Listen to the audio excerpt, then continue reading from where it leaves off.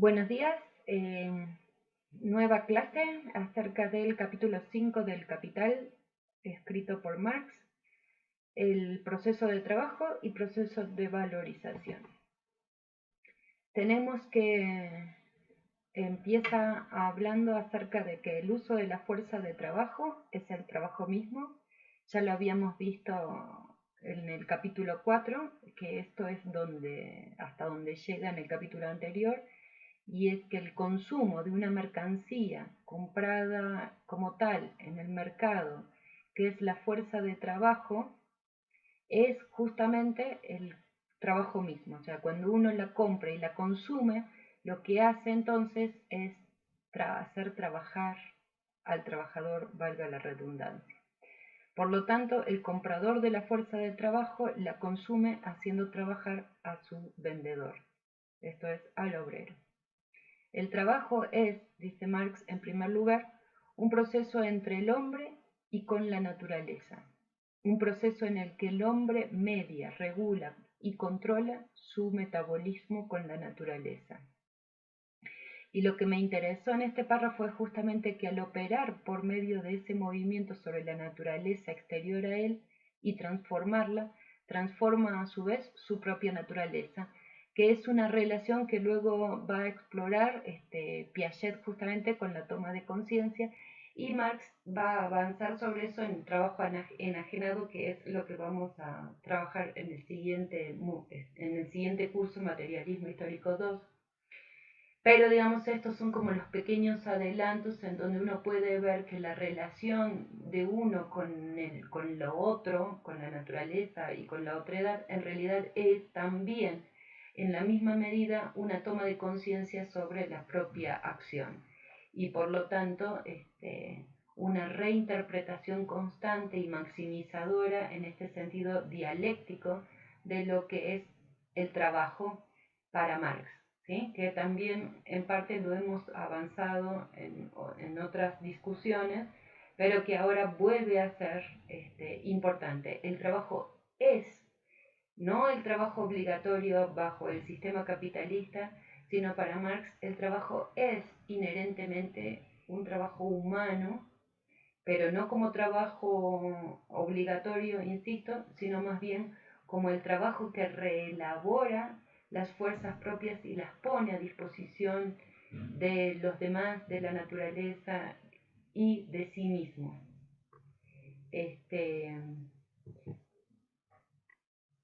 Por lo tanto, como ya lo dije, el trabajo es exclusivo del hombre en este sentido.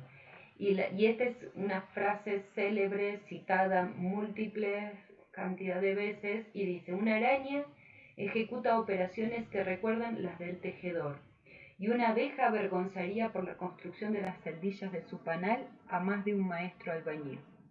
Pero lo que distingue ventajosamente al peor maestro albañil de la mejor abeja es que el primero ha modelado la celdilla en su cabeza antes de construirla en la acera. Antes del comienzo ya existía en la imaginación del obrero, o sea, idealmente. ¿Sí? Esta idea de prefiguración, de configuración, justamente es la idea de sometimiento de la propia voluntad a este ideal, digamos, de realización.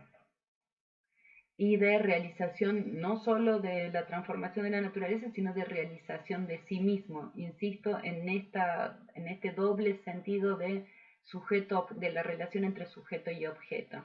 Por lo tanto, dice, avanza diciendo que esta subordinación de la voluntad al ideal ocupa atención.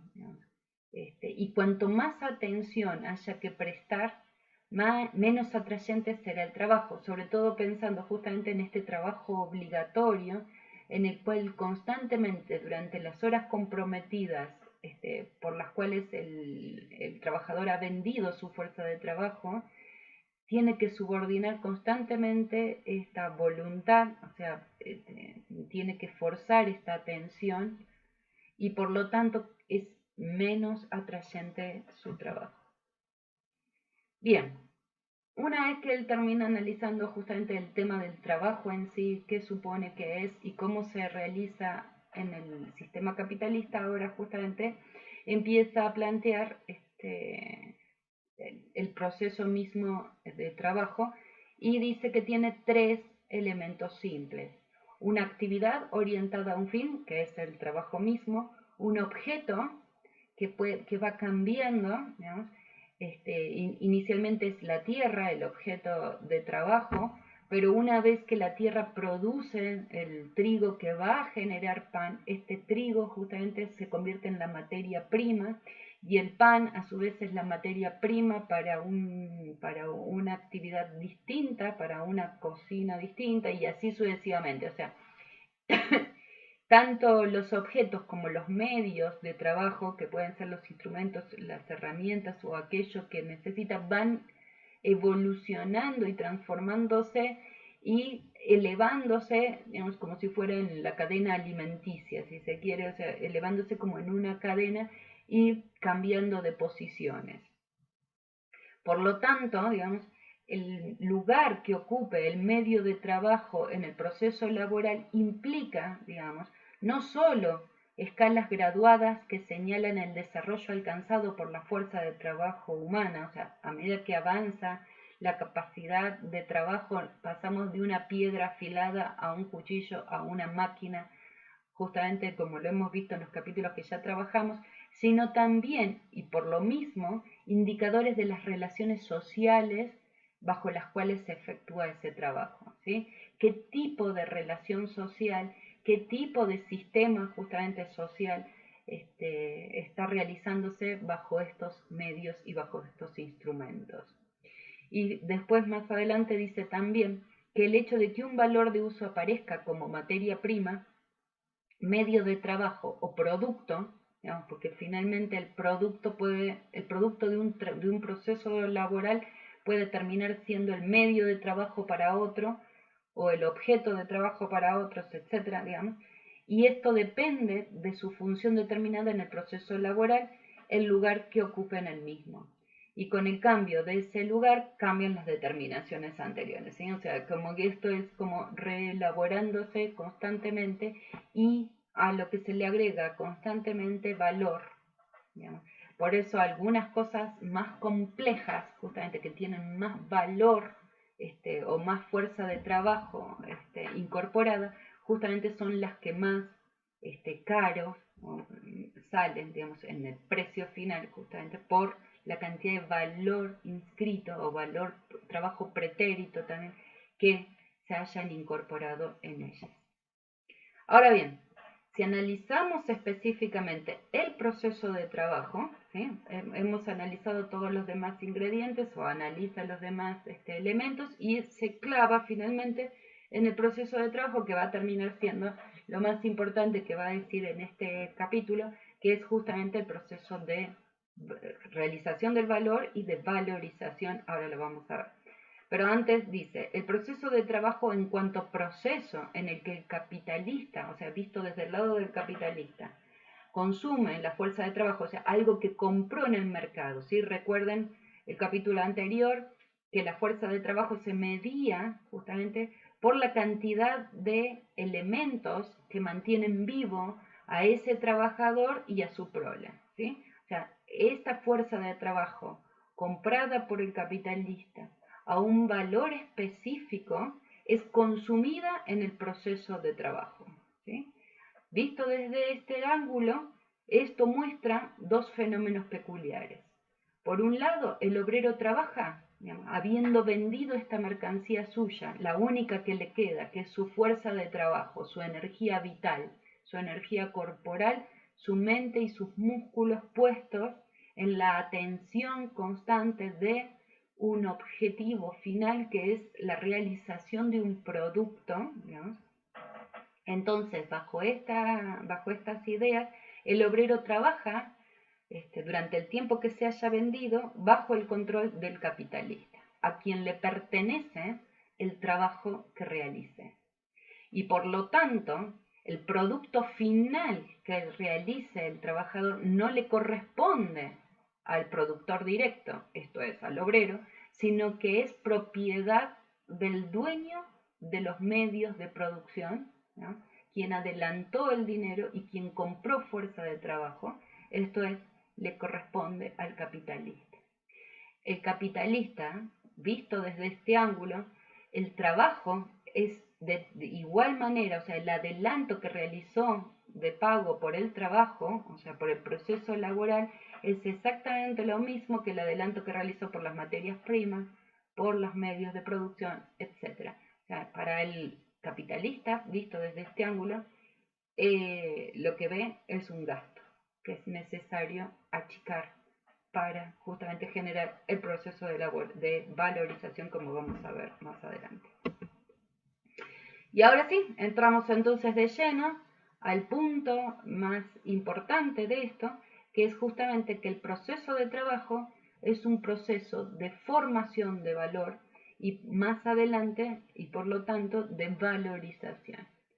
Entonces, Marx hace una larga explicación, que la voy a resumir, porque obviamente ustedes lo tienen que leer, esto es simplemente para que se ayuden, digamos, un poco en su lectura. Y entonces dice que, lo voy a resumir así, ¿no?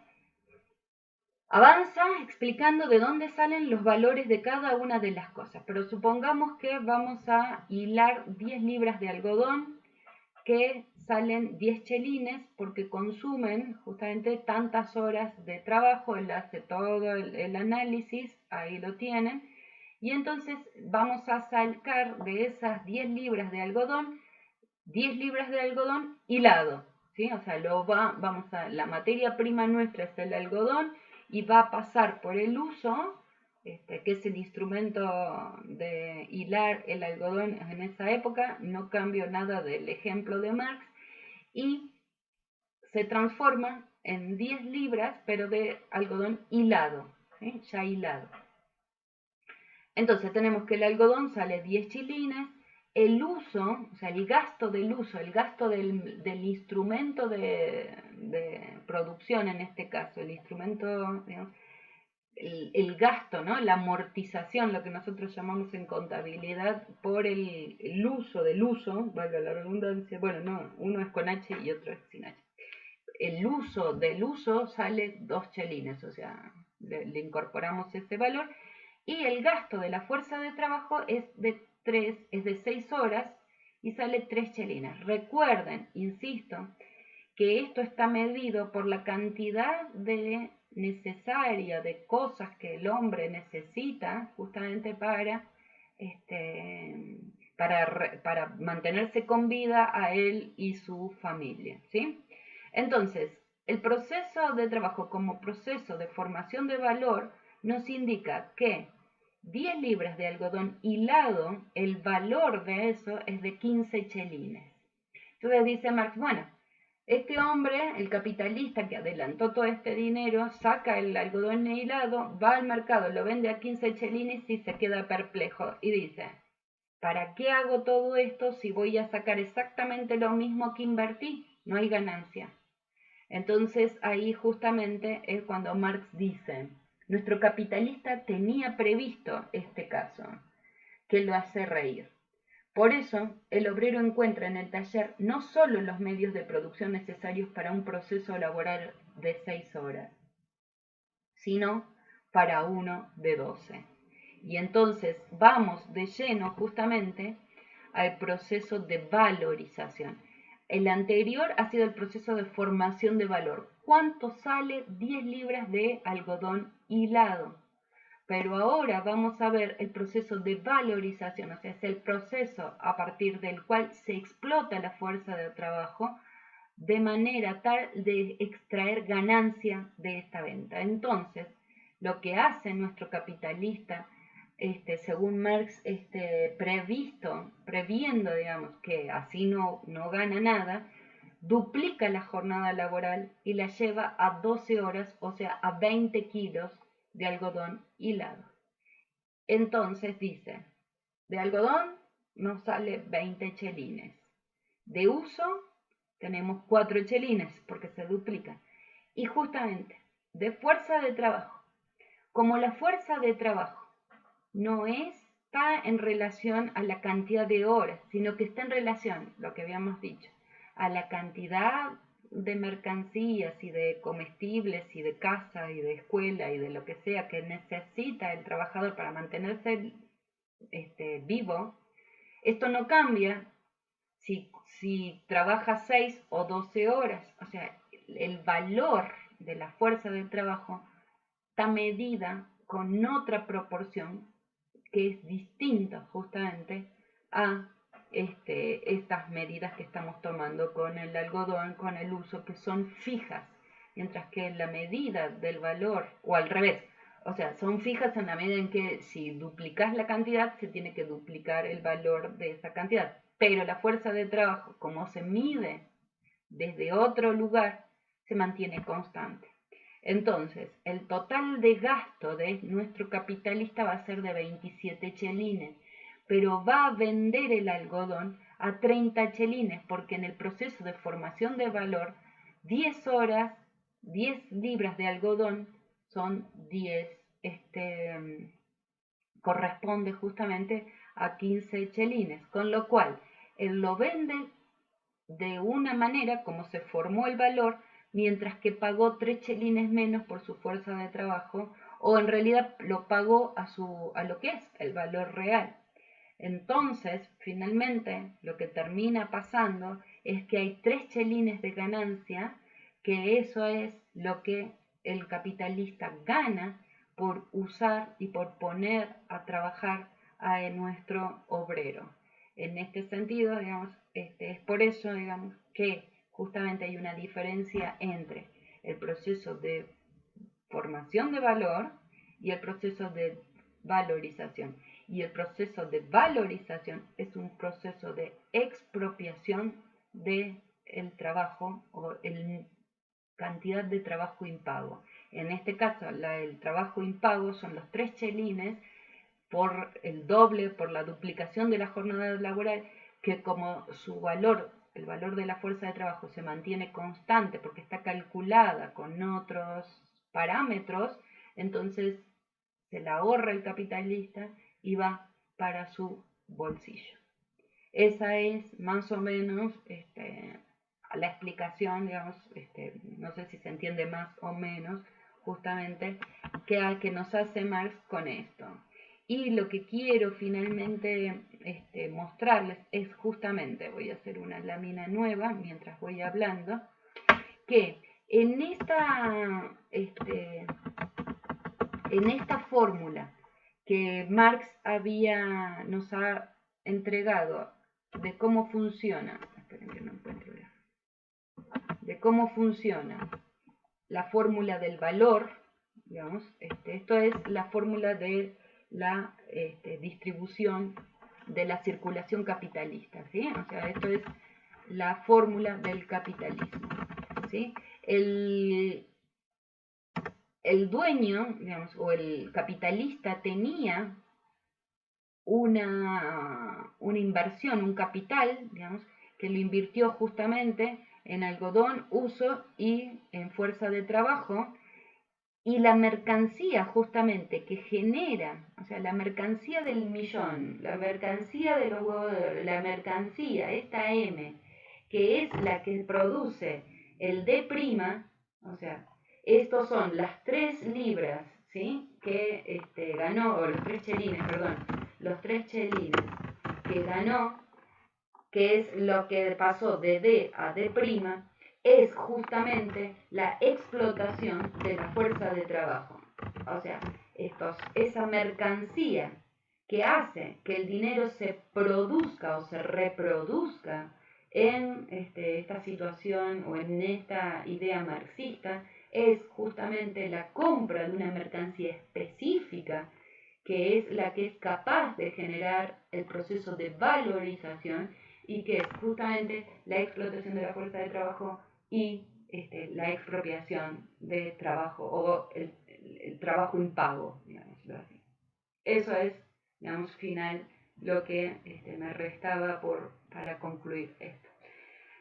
Muchas gracias, nos vemos para dudas y consultas el próximo viernes. Saludos.